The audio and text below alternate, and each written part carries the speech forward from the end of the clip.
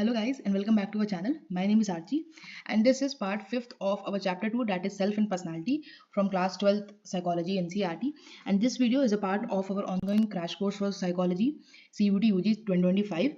ठीक है, so we have already covered chapter 1 को हम कवर कर चुके हैं, प्लस उसके PYQs भी हम देख चुके हैं. So the link for everything will be in the description box, so make sure आप उसको चेकआउट करो. And also I will link my Telegram channel where I upload all these PPTs and PYQs के PDFs, so make sure आप उसको भी join कर लो. And with this we will now start with our lecture.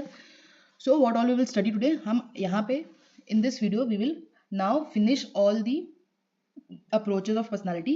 Previous video में we have talked about psychodynamic approach, फ्रूइड की psychodynamic approach, ठीक है, plus हम लोग ने trait and type approach की भी बात कर ली. In this video we will cover the rest of the approaches, that is 5-factor model of personality, behavioral approach, cultural approach and humanistic approach. ठीक है, and इसके बाद we will see the various assessment methods for personality.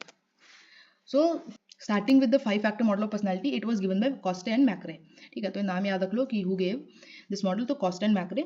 इसमें इस model में they mention 5 factors. Personality के 5 factors हो सकते हैं जिनको भी express through the mnemonic ocean. ठीक है, तो इसको हम लोग ओशन मॉडल भी कहते हैं, इसको ऑफन हम लोग ओशन मॉडल भी कहते हैं. तो इस ओशन मॉडल के थ्रू हम इन 5 फैक्टर्स को एक्सप्लेन करते हैं. So the first factor is openness to experience. इसमें क्या होता है, नाम से क्लियर हो रहा है. So the individuals who are high on this factor, they are more open to new ideas. नए आइडियाज़ में ज़्यादा ओपन होंगे, ठीक है, नए एक्सपीरियंसेस ज़्यादा फॉर्म करने की कोशिश करेंगे. ठीक है, वहीं पे जो लो स्कोरर्स होंगे वो लेस ओपन होंगे टू चेंज और न्यू आइडियाज़, रिजिड होंगे अपने बिलीव्स में, अपने लाइफस्टाइल में. ठीक है, this was openness to experience. Next, extraversion. We so what is extraversion, जहाँ पे लोग सोशली एक्टिव होते हैं. So the high scorers they are more socially active, talkative, fun living, outgoing. वहीं पे जो लो स्कोरर्स होते हैं they are less socially active, ठीक है, रिजर्व्ड होते हैं, शाई होते हैं. Next, agreeableness. So the individuals who are high scorers वो एग्री करते हैं ज़्यादा, मतलब they are more cooperative, they are more helpful, friendly, nurturing. तो एग्रीएबलनेस से आप इक्वेट कर सकते हो एट बीइंग एग्री, कि कितना वो एग्री कर रहे हैं to people. So low scorers वो अनकोऑपरेटिव होंगे, हॉस्टाइल होंगे, ठीक है, सेल्फ सेंटर्ड ज़्यादा होंगे, फ्रेंडली नहीं होंगे, इतने कोऑपरेटिव नहीं होंगे. Next is neuroticism. न्यूरोटिसिज्म भी नो क्या होता है, इमोशनल इंस्टेबिलिटी. सो हाई स्कोरर्स जो उसमें होंगे वो इमोशनली अनस्टेबल होंगे, बहुत ज़्यादा एंशियस, वरी, हाइपरटेंसिव होंगे. वहीं पे जो लो स्कोरर्स होंगे वो इमोशनली स्टेबल होंगे, वेल एडजस्टेड होंगे in their emotions. Last is conscientiousness. Conscientiousness, तो इसमें जो इंडिविजुअल्स हाई होते हैं वो अचीवमेंट ओरिएंटेड होते हैं, कितने ज़्यादा हार्ड वर्किंग, कितने सेल्फ कंट्रोल, डिपेंडेबल हैं. वहीं पे जो लो स्कोरर्स होंगे वो बहुत ही इंपल्सिव, मतलब बहुत ही इंपल्सिव, बिना सोचे समझे कुछ भी करेंगे, केयरलेस होंगे. So this is about conscientiousness. तो इसको we understood through the ocean mnemonic, जहाँ पे O stands for openness to experience, C for conscientiousness, E for extraversion, A for agreeableness and N for neuroticism. ठीक है, so इसको you can easily understand. Next is your behavioural approach. ठीक है, so we know कि John Watson, he is known as the father of या pioneer in the behavioural approach. ठीक है, तो यहाँ पे बिहेवियर अप्रोच जो होता है, जैसे कि हमने देखा था साइकोडायनेमिक अप्रोच, जो कि अनकॉन्शियस पे फोकस करती थी. वो कहती थी कि हमारा जितना भी पर्सनैलिटी है वो हमारे चाइल्डहुड में फॉर्म हो जाती है एंड उसके बाद वो चेंज नहीं होगी, वो स्टेबल हो जाती है. This is what your psychodynamic says. But behavioural approach इसके एकदम ही कंट्रास्ट में होती है और वो कहती है कि जो हमारी पर्सनैलिटी होती है ये एक ऑन गोइंग प्रोसेस है. ये एक ऑन गोइंग प्रोसेस है जो कि शेप होती है थ्रू आउट लाइफ. शेप या फिर it is learn through out life, तुम सीखते हो, ठीक है, थ्रू आउट लाइफ. मतलब कि तुम्हारे जो बिहेवियर्स हैं, इट फोकसेज ऑन बिहेवियर. पहली बात तो behavioural approach as the name suggest ये बिहेवियर पे फोकस करती है. तो वो ये लोग कहते हैं कि जो तुम्हारा ये बिहेवियर है ये तुम थ्रू आउट लाइफ सीखते हो, लर्न करते हो. So your personality is relatively changing, ठीक है, वो चेंज होती रहती है and it is not fix to your childhood.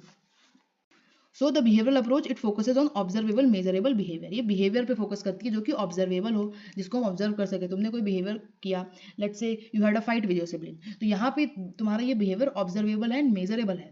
ठीक है, it doesn't focus on the unconscious processes, जो कि हमने देखा हम साइकोडायनेमिक में करते हैं. ठीक है, तो इसका मेन आइडिया क्या है कि जो भी हमारी personality it is learn patterns of behaviour. हम कोई भी बिहेवियर को लर्न करते हैं और इसी से हमारी पूरी पर्सनैलिटी शेप होती है. So these behaviours are shaped by your environment. तुम्हारे इन्वायरमेंट से बहुत ज़्यादा ये बिहेवियर शेप होते हैं, क्योंकि यहाँ पे फोकस अनकॉन्शियसनेस पे तो बिल्कुल है ही नहीं, तुम्हारे इन्वायरमेंट पे फोकस है. ठीक है, और तुम्हारे बिहेवियर पे, तो जो भी तुम्हारे ये बिहेवियर होते हैं तुम अपने इन्वायरमेंट आसपास से सीखते हो. Reinforcement strengthens behaviour, very important. कैसे, let's understand with an example. Let's say कि तुम्हारा एग्जाम था, ठीक है, तुमने एग्जाम में पढ़ा, मेहनत करी एग्जाम से पहले, तो इससे you got an A grade, तुमको A+ मिलता है. तो यहाँ पे this behaviour, your behaviour got reinforce, तुम्हारा बिहेवियर जो था वो रीइंफोर्स हो गया, ठीक है, क्योंकि अब इससे क्या होगा, हर बार जब एग्जाम होगा you will work hard to achieve an A+, ठीक है, टू गेट एन A+, तो यहाँ पे तुम्हारा बिहेवियर स्ट्रेंथन हो जाता है, your behaviour get strengthens because of this reinforcement. तुमको अच्छा नंबर मिला, अच्छा ग्रेड मिला, तुम्हारे क्लास टीचर ने तुम्हारा प्रेज किया, तुम्हारी तारीफ हुई, तुम्हारे दोस्तों में तुम्हारी तारीफ हुई, तुम्हारे घर वालों ने तुम्हारी तारीफ करी, so this your behaviour get strengthen, तुम्हारा ये बिहेवियर और स्ट्रांग हो गया इस पॉजिटिव कंसिक्वेंस की वजह से, पॉजिटिव आउटकम की वजह से, योर A+ ग्रेड, जिससे now it is more likely कि तुम इस बिहेवियर को बार बार कमिट करोगे, ठीक है, बार बार करोगे।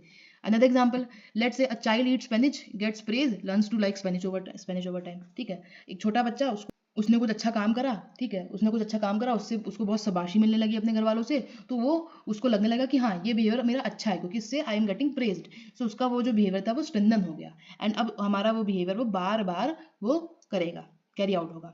सो दिस इज बिहेवियरल अप्रोच, जहाँ पे द बिहेवियरलिस्ट दे से कि तुम्हारी जो भी पूरी पर्सनैलिटी होती है तुम्हारे बिहेवियर से शेप होती है, और ये बिहेवियर हम लर्न करते हैं थ्रू आउट लाइफ, लर्न करते हैं थ्रू आउट लाइफ थ्रू री इन्फोर्समेंट, ठीक है, री इन्फोर्स होता है तुम्हारा कोई भी बिहेवियर जो होता है, इफ उससे पॉजिटिव कोई आउटकम आ रहा है तो तुम इट इज़ मोर लाइकली कि तुम उस बिहेवियर को बार बार कमिट करोगे, ठीक है, एग्जाम में से पहले अच्छे पढ़ने से तुम्हारा बहुत अच्छा ग्रेड आया तो ये बिहेवियर तुम्हारा इससे पॉजिटिव आउटकम आया, so the behaviour gets reinforced and it is more likely कि तुम इस बिहेवियर को बार बार करोगे।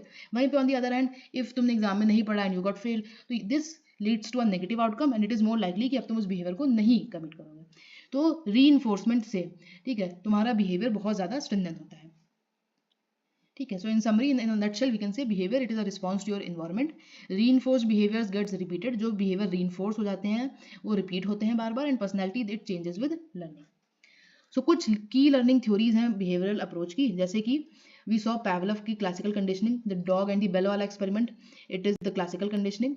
स्किनर की ऑपरेंट कंडीशनिंग, पिजन बॉक्स वाला, if the behaviour leads to a positive outcome we will commit it more often, if it leads to a negative outcome we will not do it more, ठीक है। और then Bandura की observational learning, जहाँ पे he says कि we learn a behaviour by watching others, हम दूसरों को देख देख के कोई चीज़ सीखते हैं, ठीक है। फॉर एग्जाम्पल मम्मी तुम्हारे घर में किस तरीके से खाना बना रही है लेट से, तो तुम उनका वो तरीके, तुम उनके ट्रिक्स इन सबको देख के तुम भी खाना बनाना सीख रहे हो।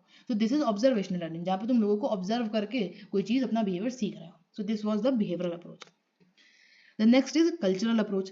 कल्चरल अप्रोच क्या कहती है, ये कहती है कि पर्सनैलिटी हमारे कल्चर से शेप होती है, तुम जिस भी कल्चर में रह रहे हो, तुम्हारा जो भी इन्वायरमेंट है, जो भी तुम्हारी इकोलॉजी, तुम्हारे कल्चर की जो भी डिमांड है, तुम उसके हिसाब से अपनी पर्सनैलिटी को बनाते हो। अगर तुम्हारा culture it is demanding you to be independent, let's say तुम एक ऐसे कल्चर में रहते हो जहाँ पे the culture demands you to कि तुम इंडिपेंडेंट रहो, ठीक है, सेल्फ सफिशिएंट हो, तुम खुद से काम करो अपने सारे, तो your personality would be more on that approach. वहीं पे इफ़ योर कल्चर सेज कि तुम एल्डर्स को लेट से रिस्पेक्ट करो ज़्यादा, ठीक है, अपने यंगर्स का ध्यान रखो, तो तुम्हारी पर्सनैलिटी वहाँ पे शेप होगी उस तरीके से, बिकॉज तुमको क्योंकि उस कल्चर में रहना है, अपने उस इकोलॉजी में रहना है, तो उसी तरीके से तुम्हारा जो भी पर्सनैलिटी होगी वो अडेप्ट होगी। So the cultural approach it explains personality in relation to the ecological and cultural environment जिसमें तुम रहते हो, ठीक है। A groups economic maintenance system, what is economic maintenance system, it is the livelihood, ठीक है, तुम जो भी लाइवलीहुड के लिए तुम जो भी काम कर रहे हो, ठीक है, तुम्हारे जो भी अर्निंग मेथड्स हैं, ठीक है, तुम किस तरीके से मनी अर्न कर रहे हो, तो that is known as the economic maintenance system. It plays a vital role in origin of cultural and behavioural variation. दो अलग अलग एग्जाम्पल्स लेते हैं, लेट्स से तुम एक ट्राइबल ग्रुप के मेंबर हो, एक Birhor committee head tribal group है झारखंड में, तो वहाँ पे अब वी नो ट्राइबल लोग जो होते हैं वो ऑफन मूव करते रहते हैं एक जगह से दूसरी जगह पे, हंटिंग करते हैं, ठीक है, ये सब रिगरस प्रैक्टिसेस में इन्वॉल्व होते हैं। तो यहाँ पे if you are part of this type of a culture, तो इट विल डिमांड यू कि तुम इंडिपेंडेंट हो ज़्यादा, अपने काम खुद से करो, ऑटोनोमस हो, अपने डिसीजंस खुद से ले पाओ, अचीवमेंट ओरिएंटेड हो, बिकॉज यहाँ पे एक इंडिविजुअलिस्टिक कल्चर है एक टाइप का, तो यहाँ पे it demands you to be more independent. वहीं पे ऑन दी अदर हैंड अगर इफ लेट्स से तुम एक एग्रीकल्चर सोसाइटी से बिलोंग करते हो, यहाँ पे इट विल डिमांड यू कि तुम्हारी पर्सनैलिटी मोर ऑबिडेंट हो, तुम अपने एल्डर्स को रिस्पेक्ट करो, अपने यंगर्स की तरफ केयरिंग हो एंड रिस्पॉन्सिबल हो, ड्यूटीफुल, अपनी ड्यूटीज को फुलफिल करो, ठीक है। तो यहाँ पे क्योंकि agriculture societies they are more collectivistic, जहाँ पे हम ग्रुप में सब काम करते हैं एक साथ, ठीक है, फैमिली वैल्यूज सीखते हैं। तो यहाँ पे अकॉर्डिंग टू डिफरेंट कल्चर्स हमने देखा अलग अलग दो पर्सनैलिटी इंडिविजुअल की हो सकती है, ठीक है। So this is about the cultural approach, ठीक है। तो फैक्टर्स जैसे कि क्लाइमेट, टेरेन, फूड अवेलेबिलिटी, ये सभी तुम्हारे पर्सनैलिटी को अफेक्ट करती हैं। Settlement pattern, social structure, division of labour, child rearing practices, everything affects your personality. This was the cultural approach. Next and the last approach is the humanistic approach. ठीक है, तो humanistic approach as the name suggest, humanistic approach focus करते हैं free will of the humans पे. ठीक है, वो कहते हैं कि every human have the freedom कि वो अपनी लाइफ को खुद चूज कर सकता है, अपनी लाइफ के डिसीजन खुद से ले सकता है. ठीक है, they focus on the present, ये प्रेजेंट पे फोकस करते हैं, ये अनकॉन्शियस पे, पास्ट पे, इन सब पे नहीं फोकस करते हैं, ये प्रेजेंट पे फोकस करते हैं. एंड ये कहते हैं कि if the individual regardless of what ever उसके एक्शंस हो, हमको उसको एक पॉजिटिव रिगार्ड देना है, हमको उसको बिना जज करे उसकी सारी चीज़ों को समझना की कोशिश करना है. So this is the humanistic approach and it emerge in response to Freud, जो कि फ्रूएड जो बहुत ज़्यादा अनकॉन्शियस पे, बहुत ज़्यादा पास्ट चीज़ों पे, बहुत ज़्यादा चाइल्डहुड पे फोकस करते हैं. तो इसमें मेजर कॉन्ट्रीब्यूशंस आते हैं Carl Rogers and Abraham Maslow से. So these both are known as the founding fathers of the humanistic approach. तो सबसे पहले कार्ल रॉजर्स के क्या कॉन्ट्रीब्यूशंस थे. ठीक है, तो he said something like a fully functioning person. Fully functioning person ये कौन होता है. So Rogers said he believed कि people naturally strive to fulfill their potential and become fully functioning by actualizing their abilities.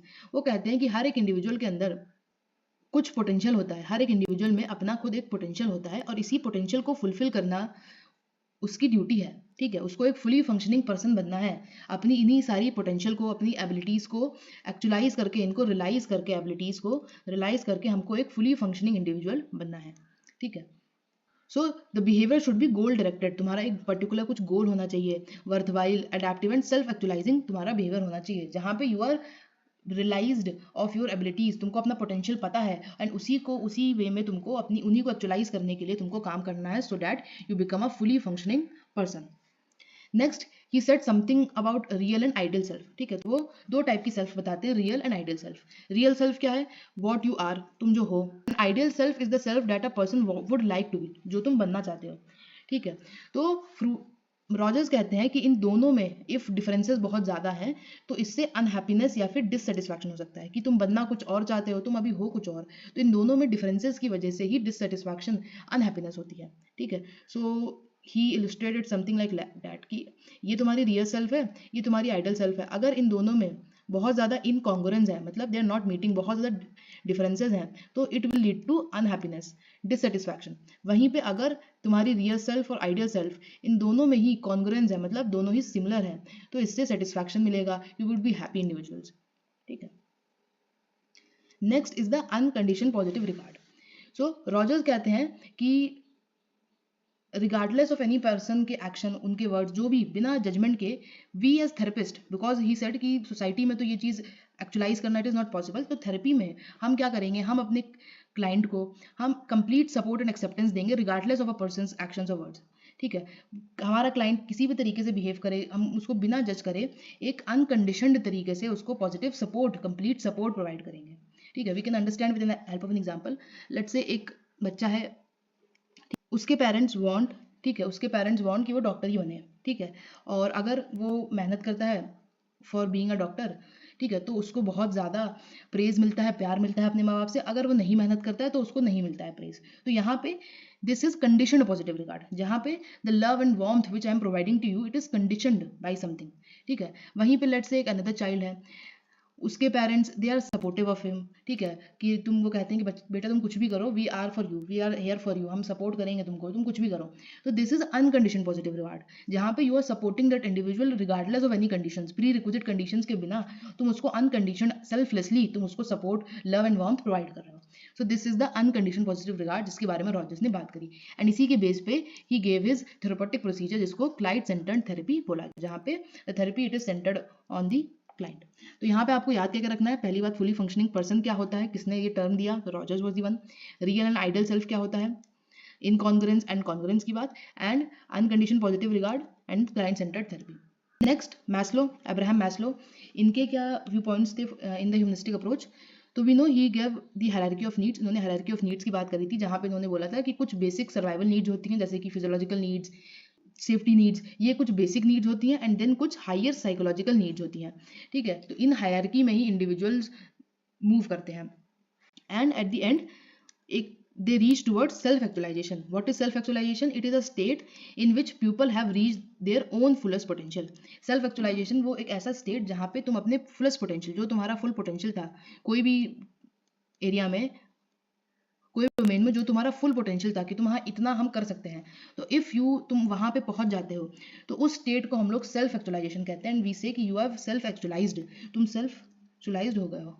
So he said कि real human journey begins with self esteem and self actualization after basic needs are met. तो जैसे कि हम hierarchy of needs में देखते हैं कि कुछ बेसिक नीड्स होते हैं, उसके बाद कुछ साइकोलॉजिकल नीड्स होते हैं. तो मैस्लो कहते हैं कि जो रियल ह्यूमन जर्नी है एक इंसान की, वो बिगन होती है after the basic needs are made and the person it moves towards the self esteem and self actualization needs. ठीक है, holistic approach it all talks about free will, existentialism and personal growth, जहाँ पे every individual has freedom to make decisions, ठीक है, to his for his or her life. तो this is everything about the humanistic approach.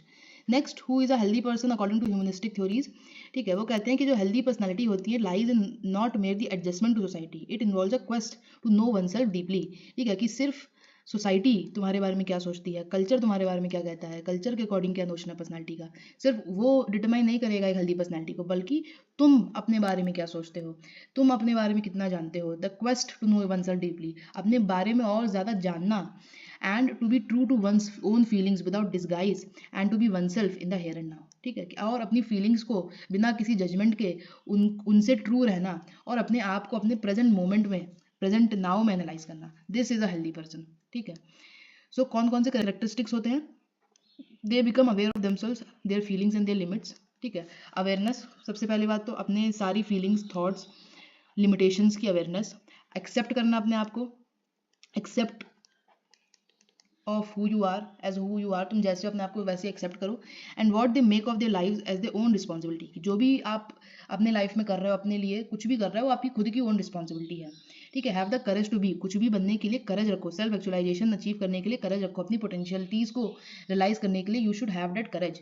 ठीक है, और ये सब कुछ तुम्हारी खुद की रिस्पॉन्सिबिलिटी है. हम लोग ऑफन कह नहीं देते हैं कि अरे ये तो इसके जैसे वो हुआ, इसके जैसे इसने ऐसा कर दिया मेरे साथ. नहीं, अ healthy person would be having own responsibility for their actions. They experience the here and now and not trapped. ठीक है, पास्ट के बारे में कि ये हो गया या फ्यूचर के बारे में ये हो ना जाए, इस पे फोकस ना करके प्रेजेंट मोमेंट पे फोकस करेंगे. They do not live in the past or dwell in the future through anxious expectation and distorted deficiencies. ठीक है, so with this we have completed the rest of the approaches. ठीक है, so हमने 5 factor ocean model देखा था bye mackerel Costa. इसके बाद we saw the behavioural approach, जहाँ पे वी सॉ कि हमारी जो भी पर्सनैलिटी it is learned through behaviour from our environment. And हमने यहाँ पे देखा था री इन्फोर्समेंट को, कि जो भी हमारा behaviour which gets reinforced, वो बिहेवियर को हम लोग बार बार कमिट करेंगे, वो behaviour gets strengthened that behaviour.